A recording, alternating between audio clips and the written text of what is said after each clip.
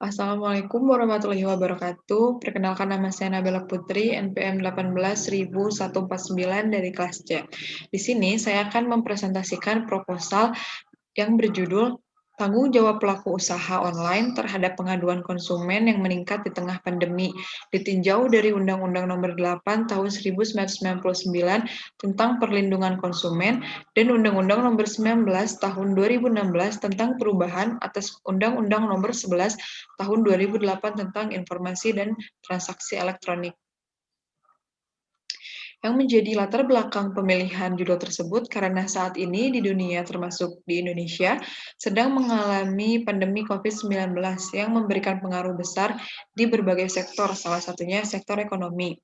COVID menyebar dengan sangat mudah, maka tempat-tempat yang menimbulkan kerumunan seperti pasar, mal diberlakukan pembatasan sehingga banyak masyarakat yang menjadi pelaku usaha secara online untuk memenuhi kebutuhannya. Dan banyak juga konsumen yang memilih untuk berbelanja online guna mengurangi resiko terkenanya virus COVID. Namun, dalam berbelanja online seringkali mengalami permasalahan seperti produk tidak dikirim, kerusakan produk, atau produk yang dijual tidak sesuai dengan yang diiklankan, dan lain sebagainya.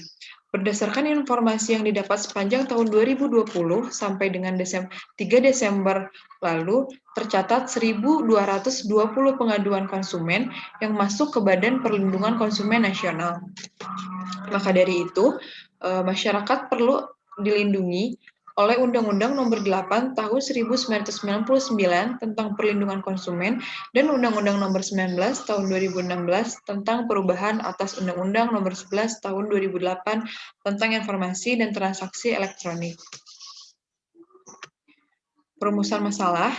Yang pertama, bagaimana tanggung jawab dari pelaku usaha terhadap konsumen dalam transaksi jual beli online di masa pandemi COVID-19 berdasarkan Undang-Undang Nomor 8 Tahun 1999 tentang Perlindungan Konsumen dan Undang-Undang Nomor 19 Tahun 2016 tentang perubahan atas Undang-Undang Nomor 11 Tahun 2008 tentang Informasi dan Transaksi Elektronik.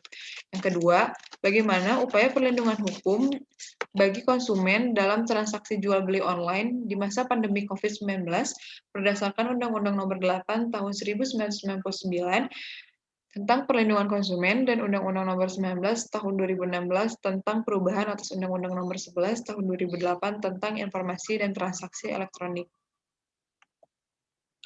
Tujuan penelitian. Yang pertama yaitu untuk mengetahui tanggung jawab dari pelaku usaha terhadap konsumen dalam transaksi jual beli yang dilakukan secara online pada masa pandemi COVID-19 berdasarkan undang-undang yang mengatur.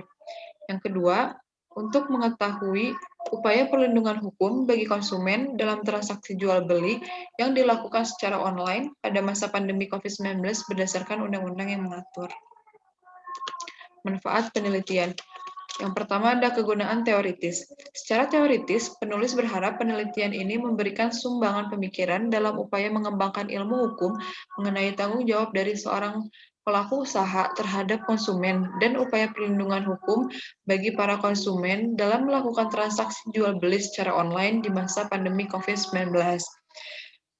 Yang selanjutnya ada kegunaan praktis. Secara praktis, penulis berharap penelitian ini dapat menjadi bahan acuan dan juga menambah wawasan bagi penulis lain mengenai tanggung jawab dari seorang pelaku usaha serta upaya perlindungan hukum bagi para konsumen dalam melakukan transaksi jual beli secara online di masa pandemi COVID-19. Selanjutnya ada kerangka pemikiran.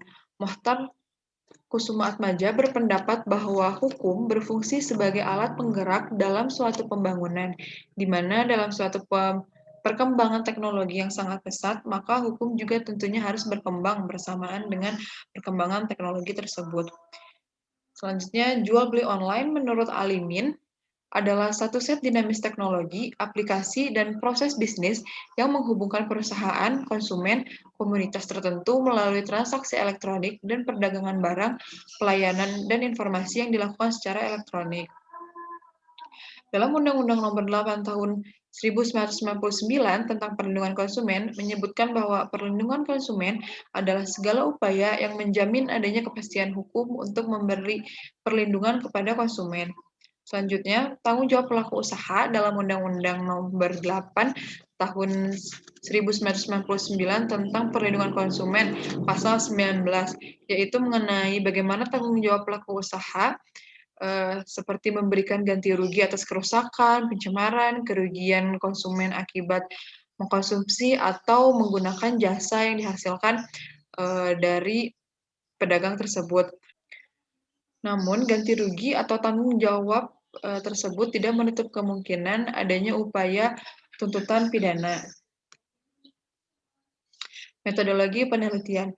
Spesifikasi penelitian. Spesifikasi penelitian yang digunakan yaitu deskriptif analisis, yang bertujuan untuk memberikan gambaran menyeluruh mengenai objek yang diteliti secara rinci dan sistematis mengenai peraturan perundang-undangan yang berlaku, dan dikaitkan terhadap teori-teori hukum dan praktek pelaksanaan yang berkaitan dengan permasalahan yang diteliti dalam penelitian ini. Selanjutnya ada metode pendekatan. Metode pendekatan yang digunakan yaitu pendekatan yuridis normatif. Dalam metode pendekatan yuridis normatif memfokuskan pada pendekatan yang berlandaskan pada kaidah-kaidah hukum yang berlaku yang terdapat dalam peraturan perundang-undangan untuk menyelesaikan permasalahan yang diteliti. Selanjutnya ada tahap penelitian. Yang pertama ada bahan hukum primer. Bahan hukum ini sebagai landasan utama dalam penelitian. Yang menjadi bahan hukum primer di sini yaitu Undang-Undang Nomor 8 Tahun 1999 tentang Perlindungan Konsumen dan Undang-Undang Nomor 19 Tahun 2016 atas perubahan Undang-Undang Nomor 11 Tahun 2008 mengenai Undang-Undang ITE. Selanjutnya, bahan hukum sekunder. Bahan hukum yang membantu untuk memberikan penjelasan dan menjadi pelengkap dari bahan hukum primer. Yang menjadi bahan hukum sekunder di sini yaitu perundang-undangan yang berkaitan dengan penelitian yang diteliti, juga dengan masalah penelitian yang diteliti, juga karya ilmiah dan dokumen-dokumen kepustakaan lainnya. Selanjutnya, teknik pengumpulan data. Dilakukan dengan cara studi kepustakaan. Studi ini dilakukan dengan melakukan penelitian terhadap data sekunder. Data tersebut berhubungan dengan masalah yang akan dibahas, yaitu dapat berupa mempelajari undang-undang, mempelajari membaca jurnal, dan dokumen-dokumen lainnya. Alat pengumpulan data. Penelitian ini menggunakan kuesioner terbuka, di mana kuesioner terbuka para responden bebas menjawab dengan menggunakan kalimatnya sendiri. Selanjutnya ada analisis data. Metode analisis yuridis kualitatif dengan mengolah data-data yang terkumpul dari responden dan menganalisis data tersebut. Yang dimaksud dengan analisis yuridis kualitatif yaitu penelitian ini bertolak dari undang-undang dan merupakan analisis dari hasil penelitian secara kuesioner. Lokasi penelitian yang pertama dilakukan di Perpustakaan Fakultas Hukum Universitas Pasundan, Jalan Lengkong Besar, nomor 68, Bandung.